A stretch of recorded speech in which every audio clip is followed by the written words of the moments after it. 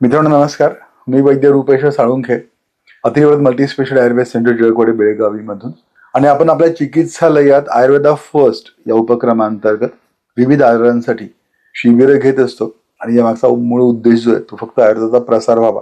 तर दिनांक 16 जानेवारी शुक्रवारी आपण आपल्या सेंटरमध्ये ऑटोइम्युन डिसीजवर एक आयुर्वेद कॅम्पचं आयोजन करीत आहोत आणि या शिबिराचा आपण लाभ घ्यावा असे मी आपणा सर्वांना आवाहन करतो. ऑटोइम्युन डिसीज हा आजार साधारण एक 8 ते 10% पॉप्युलेशन मध्ये सापडतो.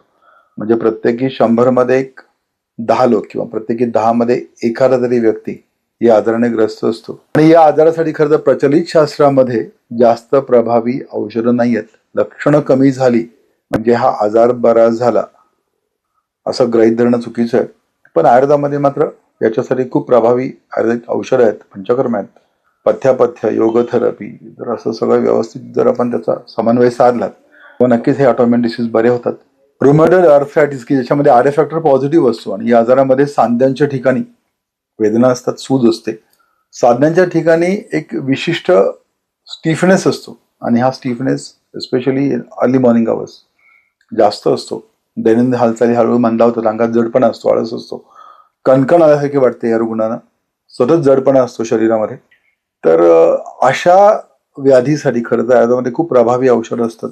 सोरियासिस हा त्यातलाच एक आजार आहे ऑटोइम्युन मध्ये की ज्याच्यामध्ये तुमच्या शरीरावरची त्वचा ही जाड होते, त्वचेवर खास सुटत असते, त्वचेवर गोल असे चकंदळे उठतात आणि त्याच्यामध्ये पांढरट रंगाचा पापुद्रा साठत जातो. आणि या आजारासाठी खरं तर आयुर्वेदामध्ये खूप प्रभावी औषधं असतात. त्याच्यासोबत सोरियासिस मध्ये बऱ्याच पेशंट्स मध्ये सोराटिक अर्थ्रोपॅथी सापडते आणि सोराटिक अर्थरायटिस जो असतो तो आयुर्वेदाशिवाय नाही बरा होत. अँकोलायझिंग स्पॉन्डिलायटिस नावाचा एक आजार की ज्याच्यामध्ये मान, पाठ आणि कमरेतले जे मणके असतात त्या मणक्यांना सूज असते आणि त्याच्यामुळे त्याच्या दैनंदिन हालचाली हळूहळू मंदावत जातात. पुढे वाकणं किंवा पाठीमागे वळून बघणं या सगळ्या मणक्यांच्या संबंधित जेवढ्या हालचाली असतील त्या हळूहळू मंदावत जातात. तर अशा रुग्णांसाठी खरं तर आयुर्वेदामध्ये पंचकर्म आणि शिवाय प्रभावी औषधं घेतात पण नक्कीच हे आजार बरे होतात. डर्मॅटोमायोसायटिस नावाचा एक आजार असतो ऑटोइम्युन की ज्याच्यामध्ये तुमच्या त्वचेला आणि मांसपेशींना सूज असते, बारीक ताप असतो, अंगावर रॅशेस उठतात आणि दिवसेंदिवस मस्क्युलर विकनेस जाणवते त्या रुग्णाला. तसाच एक ल्युपस नावाचा एक आजार असतो की ज्याच्यामध्ये सांध्यांच्या ठिकाणी तर वेदना असतातच पण त्याच्या सोबत एक अनयुज्युअल वीकनेस असतो आणि तो दिवसेंदिवस मांसपेशींमध्ये असलेला जो थकवा असतो, लिथार्जिक काइंड ऑफ कंडिशन जी असते ना ती हळूहळू वाढत जाते. स्क्लेरोडर्मा हा त्यातलाच एक कॅटेगरी मधला आजार आहे की ज्याच्यामध्ये त्वचा जाड असते, त्वचा कोरडी असते, ओव्हरऑल स्किनचं जे लस्टर असतं ते हळूहळू कमी होत जातं, त्वचेवर एक काळसर किंवा मातकट छटा आपल्याला दिसून येतं स्क्लेरोडर्मामध्ये आणि अशा रुग्णांना वारंवार जखमा होतात. खरं तर जॉग्रीन सिंड्रोम नावाचा एक आजार की ज्याच्यामध्ये विलक्षण कोरडेपणा असतो डोळ्यांमध्ये, त्याच्यासोबत तोंडाला आतल्या बाजूला जास्त कोरडेपणा जाणवतो, त्याच्यामुळे वारंवार तोंड येतं अशा रुग्णांचं. वारंवार अशा रुग्णांना युरेथ्रायटिस किंवा युटीआय इन्फेक्शन होतं, बारीक कणकण असते या सिंड्रोम मध्ये. तर अशा रुग्णांसाठी आयुर्वेदामध्ये खूप प्रभावी औषध असतात.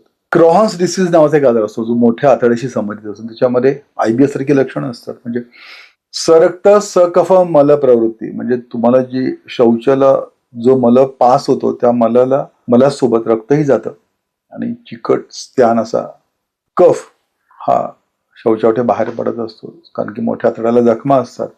तर या क्रोहन डिसीज मध्ये किंवा आयबीएस मध्ये खरं तर आयुर्वेदामध्ये खूप प्रभावी औषध असतात.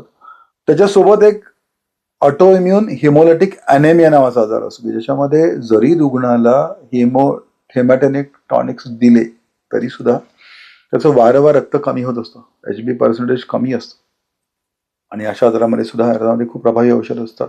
मायास्थेनिया ग्रेव्हिस आहे, गुलियन बॅरी सिंड्रोम आहे, स्क्लेरोसिस आहे की ज्याच्यामध्ये पेशंटच्या हातापायांना सतत मुंग्या येत असतात, हातापायांची बोटं बधीर होतात आणि मांसपेशींमध्ये सतत थकवा जाणवत असतो. शिवाय या सोबत ऑटोइम्युन मध्ये खरं तर थायरॉइड ग्रंथीला सूज येणं, सोरियासिस, पांढरे डाग, लायकेन असे एक ना अनेक आजार असतात आणि या सगळ्याच आजारांसाठी खरं तर आयुर्वेदामध्ये खूप प्रभावी औषधं असतात. तर ती औषधं कोणती घ्यावीत, पथ्य काय पाळावं, कोणती पंचकर्मा घेतली म्हणजे हा आजार मुळासकट जाईल याच्याविषयी आपण व्यवस्थित मार्गदर्शन करणार आहोत या शिबिरामध्ये. तर माझी तुम्हाला सर्वांना विनंती आहे मित्रांनो की या शिबिराचा जास्तीत जास्त लोकांनी लाभ घ्यावा, हा व्हिडिओ जास्तीत जास्त लोकांपर्यंत पोहोचवत. धन्यवाद.